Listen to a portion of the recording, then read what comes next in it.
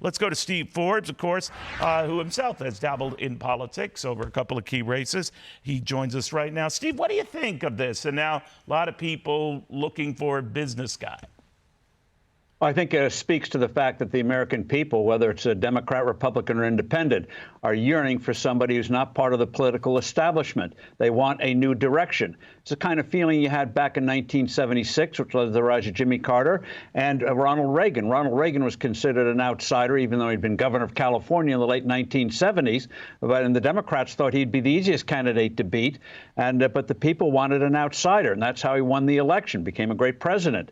So this talk about Jamie Dimon, I think you're going to probably have some other names floating around as well. People want somebody who's not connected with what they see as the mess of the political establishment in Washington on both sides.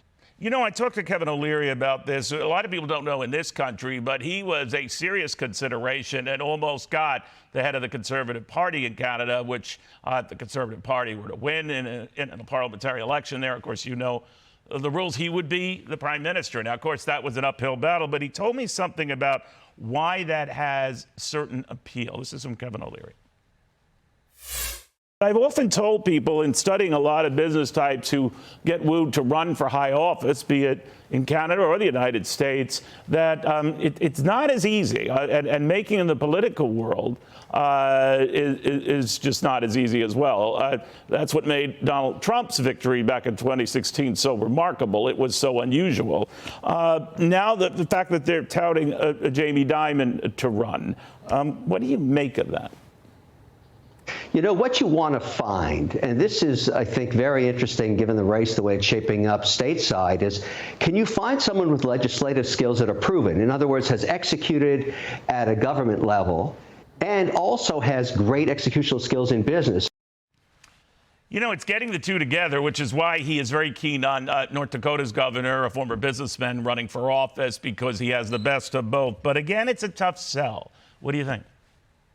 It is a tough sell, and one of the things that Jamie Dimon or any outlier coming in is going to have to be prepared for are the nasty questions. What about Jeffrey Epstein? Are you still lending to companies in fossil fuels, or are you discriminating against them? What's your stand on abortion? Some states allow it right up to the time of birth. Do you support that? And only North Korea allows that, or China allows that.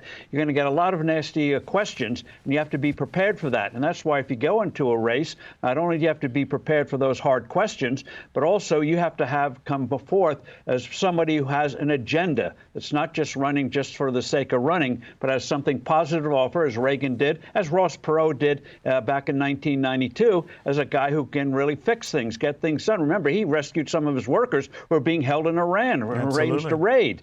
So Jamie Dimon's got to go out there. If he does go out there, what is he offering that others don't have? He's a big banker. He made $35 million last year, so he's going to get questions about inequality and things like that.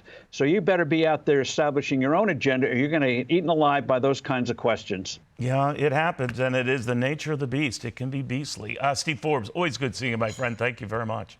I'm Steve Doocy. I'm Brian Kilmeade. And I'm Ainsley Earhart. And click here to subscribe to the Fox News YouTube page to catch our hottest interviews and most compelling analysis.